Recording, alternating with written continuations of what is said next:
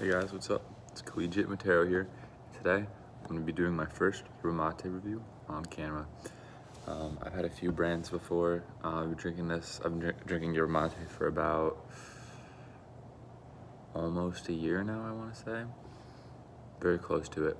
But I've only been drinking it like every day, really since I started here at university, which has been about,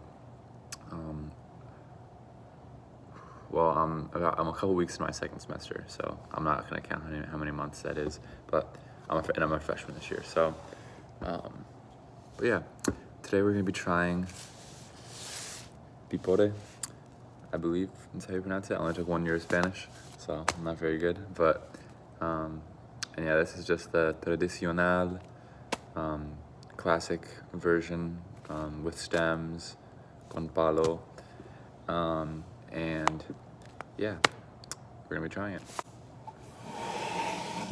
Got my my real calabash gourd Matero, and the normal average every other person has this bambilla, or bambija, however you want to pronounce it. And then I got my hot water heated to 170 degrees. I highly suggest this thermos if you want to get into mate or anything like that. It's not crazy expensive and it's super durable, and it's easy to pour. So I suggest. All right, I'll be right back after I've made everything. All right, everything's prepared. I don't want to make a video on how to prepare mate just because I feel like I don't necessarily do it perfectly, and I do it enough so that I can drink it without getting, or I do it well enough so that I can drink it without getting, materials in my mouth. But I think if you want to learn how to do it the right way, you should probably watch a different video, not a video I make, because I don't necessarily do it perfect. So yeah, it's a process that could take a while to understand, and I really haven't invested myself too much into that. But yeah, well, anyways, I got it ready. I'll take my hot water.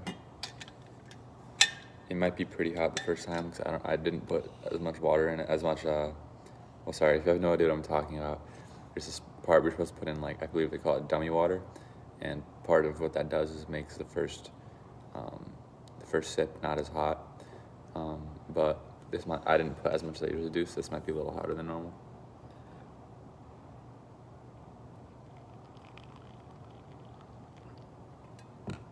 But we shall see. I think it's gonna be really hot. It's actually not hot.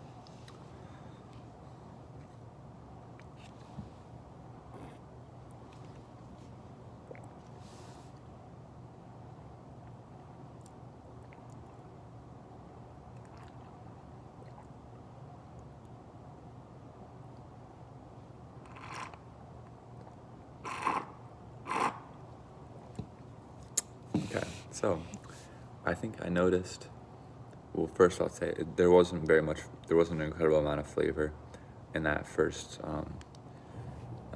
gourdful, and I think that sometimes happens. I've noticed with certain brands, and I mean most yerba mate in general, it'll get more strong as you get a little further into the cycle, because I feel like, I don't know, maybe it's because the water just isn't quite as hot as you keep going. Not necessarily the temperature of the water, but as there is damp leaves that are, have some water, and then that kind of cooled down in there, and that makes it less hot when you pour your next cycle of hot water in. But it's not super flavorful, the first clear. But I will say, once I got to the kind of part where that's supposed to happen, you do get a little more flavor. As for what that flavor is, I would best describe it. It's not too strong yet. But I wouldn't call it light. I wouldn't call it a light mate. It's definitely, it's earthy. It's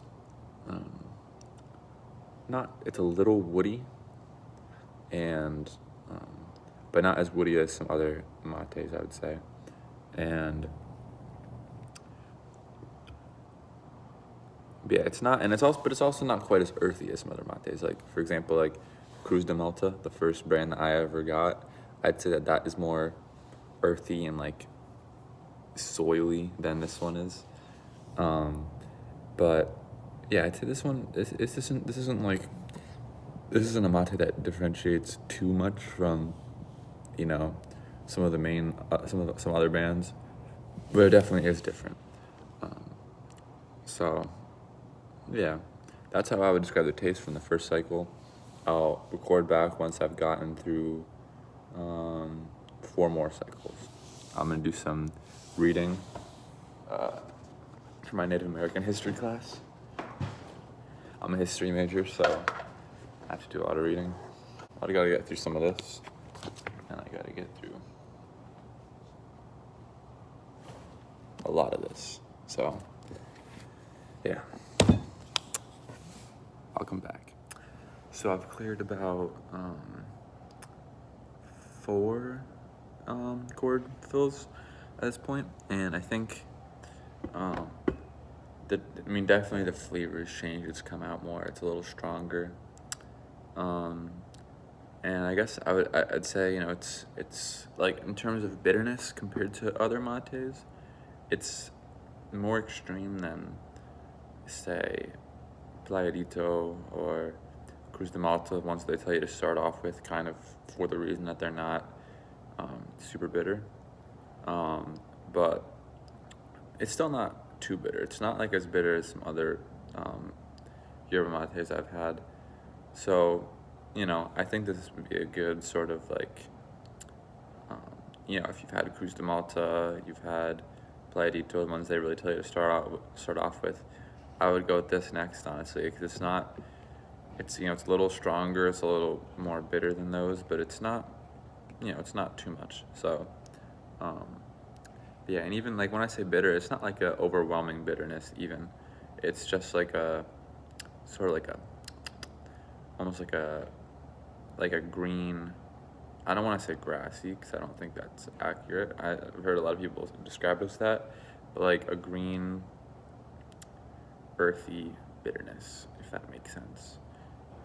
So yeah, I'll reconvene after I've had a couple more. So, and I think it's been like maybe about an hour since I last checked in. So I've gotten through quite a bit. So yeah, I'll reconvene in about maybe another hour. Sorry, I lied. It's been a little more than an hour. I ended up forgetting to check back, but I do have the details ingrained in my head. So I think probably started losing flavor. I definitely started to lose flavor about 8 cycles in, and which is I think a little. I don't know, I think that's a good amount to, like, you know, is that like where that's the point where it, you know, starts to lose its flavor. But I think after that it kind of lost its flavor rather quickly. Whereas, you know, usually it's more of like a more stable decline, whereas this is more of like a, like if I were to make this the intensity of the flavor in this chart in like a, I guess like a line chart, it would be about like this. Like a perfect, like, rather than like what it typically is, which is like a slight sort of up plateau and then a slow decline, where this one was more like almost like a Aztec pyramid. I think Aztec, maybe Inca, I don't know. And yeah, but as for effects, I think I think it was actually a little stronger than some other mates I've had. Definitely stronger than Playadito. I think I really started to feel it like two gourdfuls through, and you know, I really had to pace myself more than I usually do with this. Like, I think I had 3 in the span of an hour, because after 2 I had to like kind of like, I was like, whoa, like I had to like, my heart was beating a little faster than normal. So I'd say in terms of effects, it was pretty strong. But it was calming. I didn't feel anxious at all, like I sometimes have with other lattes, and certainly coffee. That didn't really happen, or Adderall, um, which I'm prescribed. And yeah, I think overall, what I would rate this yerba mate, I would place this at about an 8.2, 8.25. Let's give it an 8.25 as the final score. I would also just like to talk about just the sort of some other qualities of the mate. So obviously, so it comes in this bag. It's fairly big. I think this is a 1.1 pound bag. But the one thing about it that I didn't love about the packaging was, or at least that I wasn't used to, is the way that I don't really know what I did here, but it didn't have the thing where you can kind of, some of the mates have a thing where you can, like, you just take off this little thing and then you kind of cut that, and then you can, like, just squeeze it and then pour it in, and it's like almost like a automatic dispenser, super easy.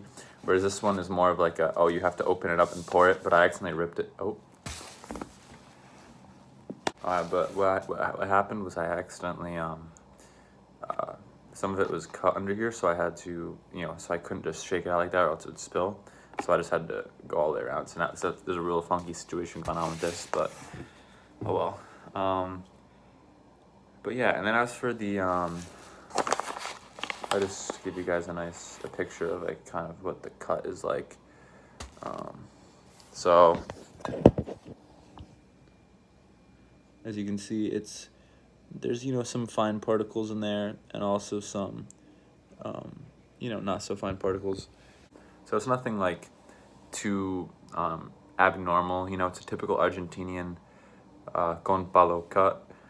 And the one thing I will say, when it came in the packaging, it was definitely, this happens a lot with mate, where a lot of the more coarse particles came out first, and then a lot of the more refined particles were on the bottom. So I kind of had to shake it up a bit, and I suggest you do that with most mates that you get, especially if you're shipping all the way to the United States. And yeah, all right, I'm gonna end the video here. This is Collegiate Matero signing off.